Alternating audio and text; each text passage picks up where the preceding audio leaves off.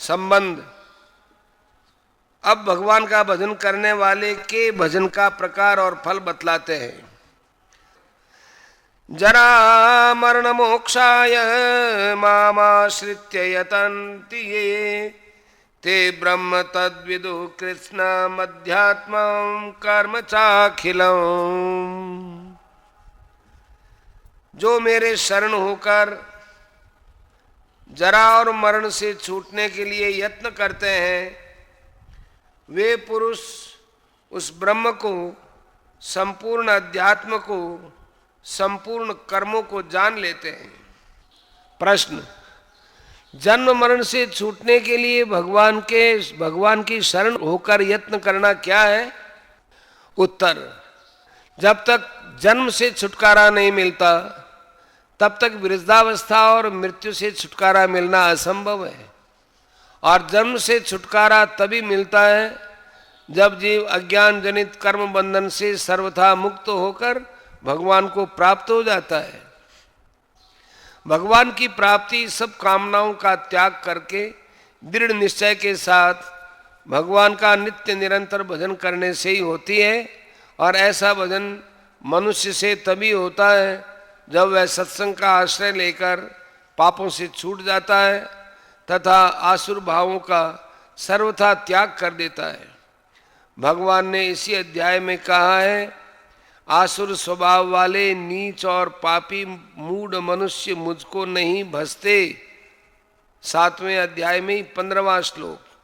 इसलिए 27वें श्लोक में भी भगवान को न जानने का कारण बतलाते हुए कहा गया था कि राग द्वेष जनित सुख दुखादि द्वंद्वों के मोह में पड़े हुए जीव सर्वथा अज्ञान में डूबे रहते हैं। ऐसे मनुष्यों के मन नाना प्रकार की भोग कामनाओं से भरे रहते हैं। उनके मन में अन्यान्य सब कामनाओं का नाश होकर जन्म मरण से छुटकारा पाने की इच्छा ही नहीं जागती।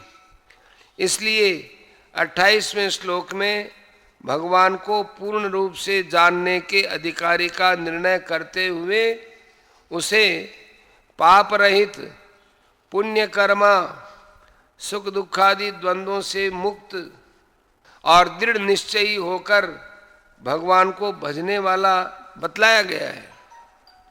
ऐसे निष्पाप हृदय पुरुष के मन में भी यह शुभ कामना जागृत होती है कि मैं जन्म मरण के चक्कर से छूटकर कैसे शीघ्र से शीघ्र परब्रह्म परमात्मा को जान लूं और प्राप्त कर लूं।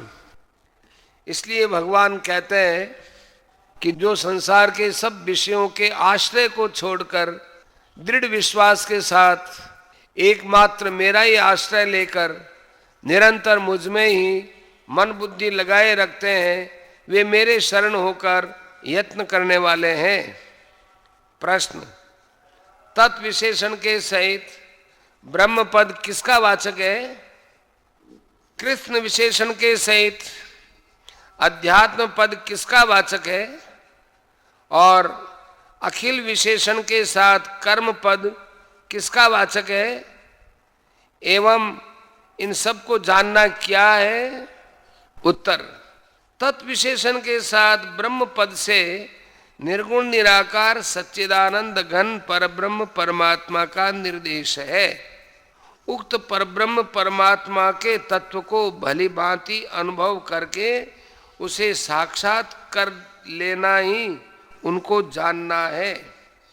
इस अध्याय में जिस तत्व का भगवान ने परा प्रकृति से वर्णन किया है एवं 15वें अध्याय में जिसे अक्षर कहा गया है, उन समस्त जीव समुदाय का वाचक कृष्ण विशेषण सहित अध्यात्म पद है।